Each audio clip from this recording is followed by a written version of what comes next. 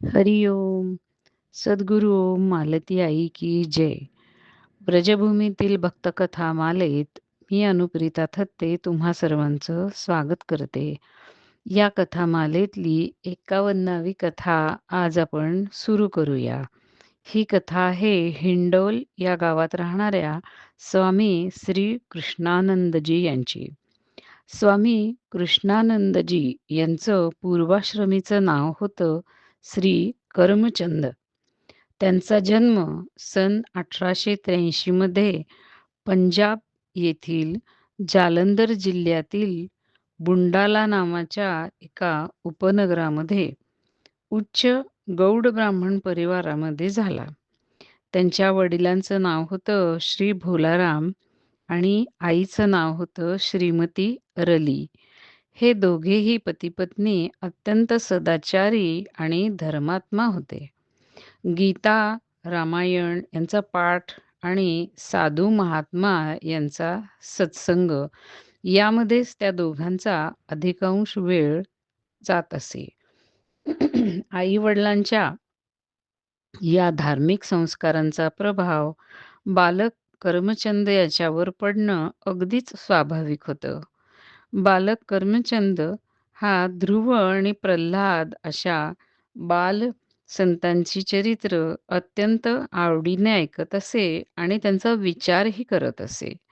हिंदी आणि संस्कृत भाषा शिकण्यात त्याची स्वाभाविक रुची होती.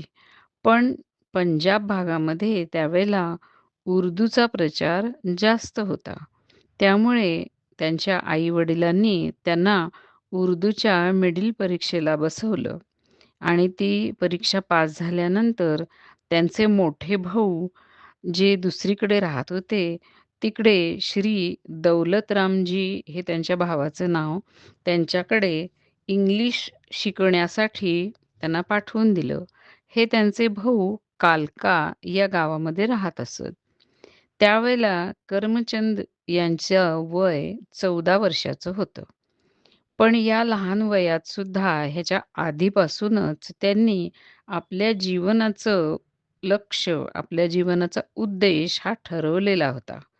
त्यांना ध्रुव किंवा प्रल्हादाच्या पद्धतीने साधनामय जीवन जगून भगवत साक्षात्कार करून घ्यायचा होता आणि इंग्रजी शिकणं आणि हा उद्देश ह्यांचा काही संबंधच नव्हता. खरं तर संस्कृत आणखीन पुढे शिकून आणि निरनिराळी शास्त्र शिकून त्या शास्त्राच्या ज्ञानांनी भगवत प्राप्तीचा मार्ग आणखी सुकर करावा अशी त्यांची इच्छा होती. माता-पित्यांना त्यांचे हे संस्कार, त्यांचं हे संस्कृत आणि हिंदी किंवा त्यांचा धार्मिकपणा हे सगळं आवडत होतं. ते आवडत नव्हतं असं नाही. पण तरीसुद्धा मोठं झाल्यावर त्यांनी एक सुशिक्षित, सुसंपन्न असं उच्चपदस्थ अधिकारी बनावं, असं त्यांच्या आई-वडिलांना वाटत असे आणि अर्थातच असं होण्यासाठी इंग्रजी शिकणं हे त्यावेळेला आवश्यकच होतं. आता करमचंद हा किशोर आपल्या जीवनातील एका महत्त्वपूर्ण अशा चौरस्त्यावरती उभा होता.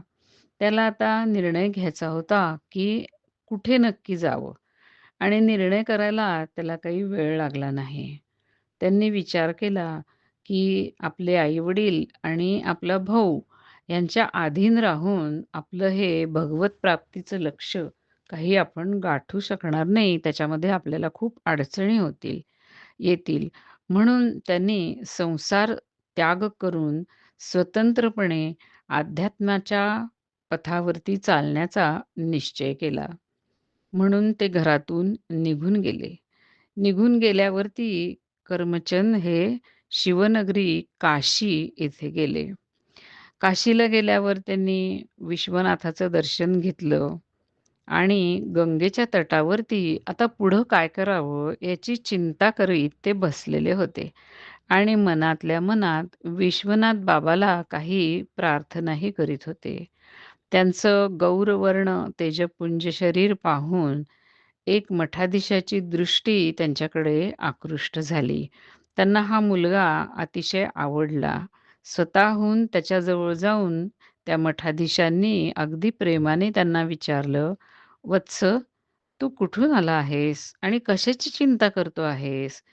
त्यांचं ते प्रेम पाहून कर्मचंदने आपला खरा-खरा वृत्तांत त्यांना सांगितला आणि आपल्याला विद्याध्ययन करून संन्यास दीक्षा घ्यायची आहे, असा आपला निश्चय त्यांनी बोलून दाखवला.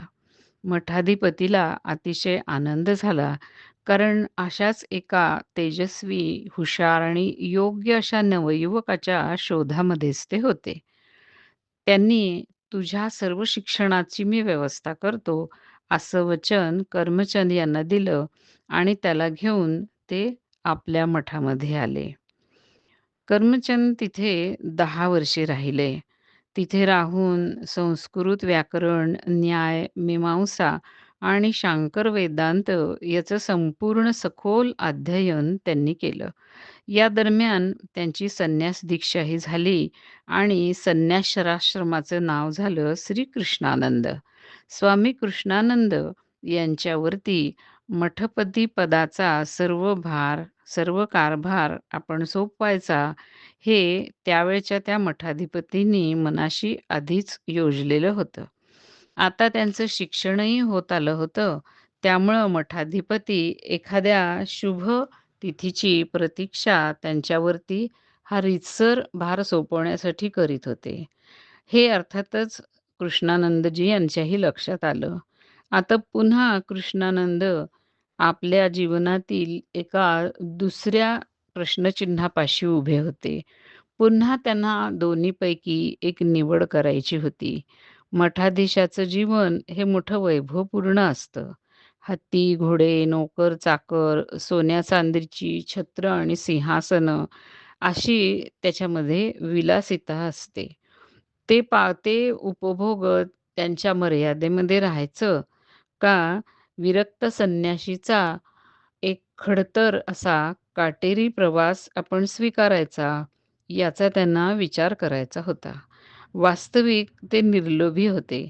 त्यामुळे मठाधीशाचं हे जे वैभव होतं, त्याचा त्यांना कधीही लोभ पडणार नव्हता आणि त्यामुळं आपल्या संन्यस्त जीवनापासून, त्या निश्चयापासून ते ढळतील असा काही प्रश्न नव्हता.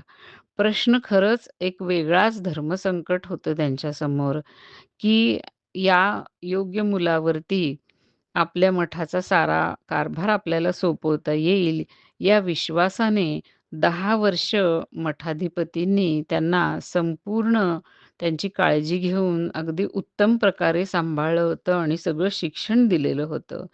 त्यांच्या आशेवरती पाणी सोडून द्यावं, त्यांना लागावं, असं आपण कसं करावं?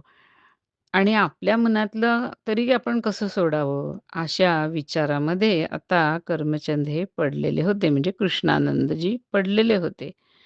असंच याबाबतीतच विचार करत असताना एक दिवस रात्री त्यांची झोप लागली आणि अर्धवट झोपेच्या अवस्थेमध्ये त्यांनी पाहिलं, की एक सुंदर गौरवर्ण असं बालक, म्हणजेच अर्थात श्रीकृष्ण त्यांना सांगतो आहे, की "जर तुला आपलं खरं कल्याण हवं असेल, तर हे स्थान सोडून इथून ताबडतोब निघून जा."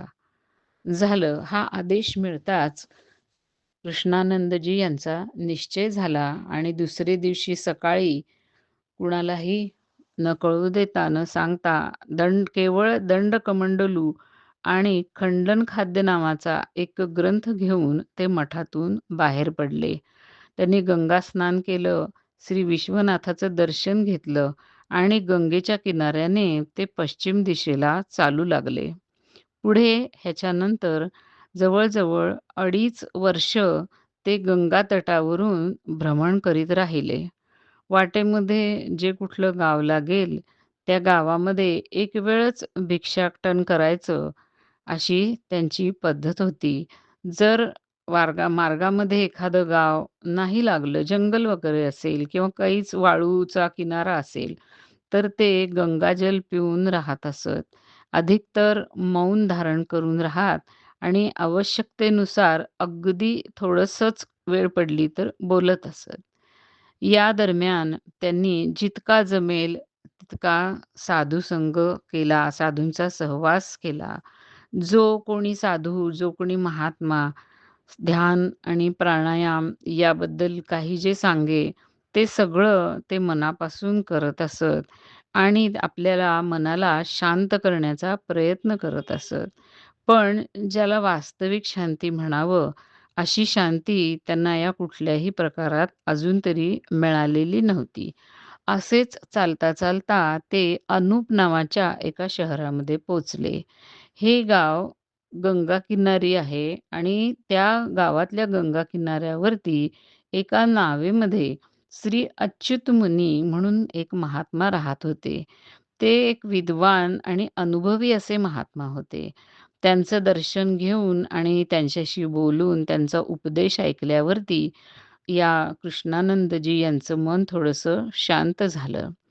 हा मुलगा भावूक आणि रसिक आहे, हे या अनुभवी मुनींनी जाणून घेतलं आणि म्हणून त्यांना व्रजभूमीमध्ये जाऊन भजन कर तिथे तुला शांती मिळेल असा उपदेश केला. त्यांच्या सांगण्याप्रमाणे कृष्णानंदजी निघाले आणि वृंदावन येथे पोहोचले. वृंदावन येथे पोहोचल्यावर रासबिहारीच्या देवळातली रासलीला पाहून त्यांचा जणू कायापालटच झाला आणि त्यांचं ब्रह्मज्ञान त्या रासलीलेमध्ये जसं काही विलीन झालं. कसं? तर सूर्याच्या प्रकाशामध्ये आपण दिवा लावला तर त्या दीपकाचा प्रकाश जसा विलीन होतो, तसं ह्या रासलीलेच्या माधुर्यामध्ये त्यांचं ब्रह्मज्ञान लोप पावलं. म्हणजे बदललं. रासनृत्यामध्ये रासबिहारीच्या प्रत्येक थिरकण्याबद्दल पदन्यासाबरोबर त्यांचे प्राणसुद्धा पदन्यास करू लागले, नृत्य करू लागले. त्यांचं हृदय त्या रसाने परिपूर्ण झालं आणि त्यांच्या लक्षात आलं, की ज्या शांतीचा शोध ते आत्तापर्यंत घेत होते, ती शांती त्यांना रासबिहारीच्या चरणांमध्येच मिळणार आहे. दुसरीकडे कुठेही ती शांती त्यांना मिळणार नाहीये. रासलीला पाहिल्यानंतर त्यांच्या मनात श्री भागवत पुराणाचा अभ्यास करण्याची इच्छा जागृत झाली. ते दिवसभर रासलीला पाहत आणि श्रीमद भागवत पुराणाचं अध्ययनही करत.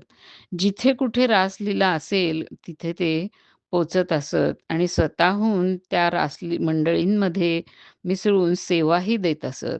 कधी ठाकूरजींना पंख्याने वारा घालत, तर कधी चामरं ढाळत असत. असंच रासलीलेचं चिंतन करत जिथे कुठे जशी जागा मिळेल तिथे ते झोपून जात असत.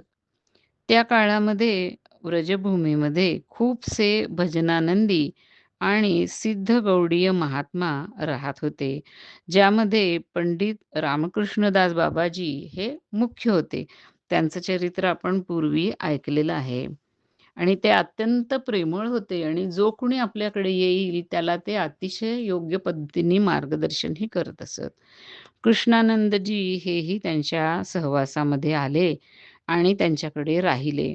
त्यांच्या सहवासामध्ये परमकरुण पतितपावन श्री गौरांग महाप्रभू यांच्याबद्दल त्यांच्या मनामध्ये भक्ती निर्माण झाली.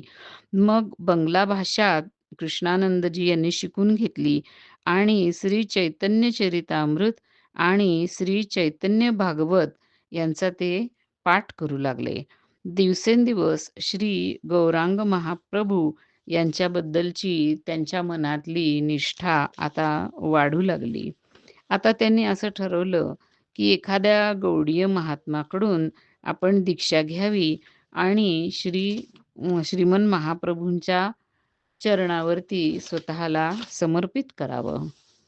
काही दिवसानंतर ते किवाडी वन या नावाच्या भागामध्ये एका कुटीमध्ये राहून भजन करू लागले. त्यावेळेला श्री माधवदास बाबाजी हे सुद्धा या किवाडी वनमध्ये राहत असत.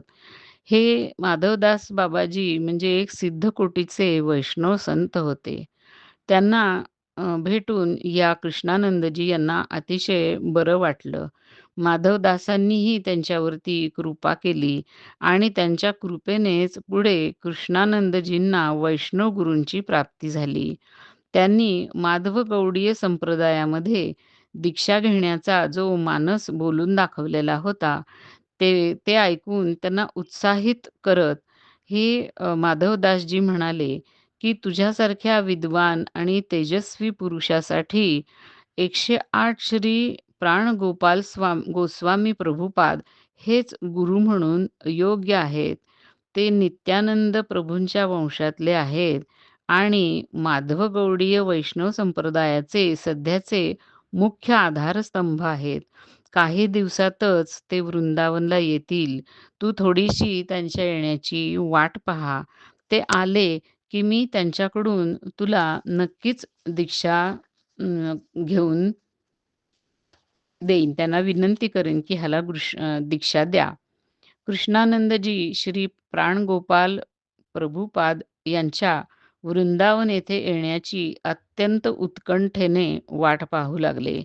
खरोखरीच काही दिवसातच प्रभुपाद यांचं शुभागमन तिथे झालं.